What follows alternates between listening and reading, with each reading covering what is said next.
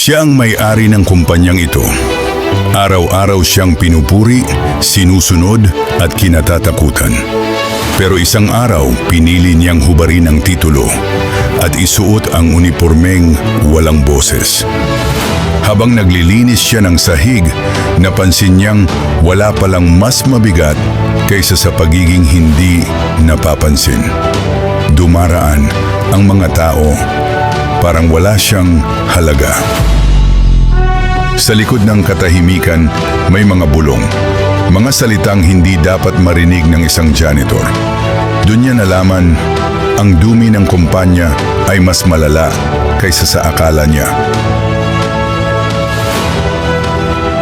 Sa gitna ng lamig at pangmamaliit, may isang taong ngumiti sa kanya. Walang tanong, walang panghuhusga. At doon niya naalala kung bakit siya nagsimula. Habang nakatingin siya sa salamin, nakita niya hindi ang janitor, kundi ang lalaking may responsibilidad. Tahimik siyang huminga, handa na siyang tapusin ang lahat. Dahil minsan, kailangan mong bumaba para maitama ang nasa itaas.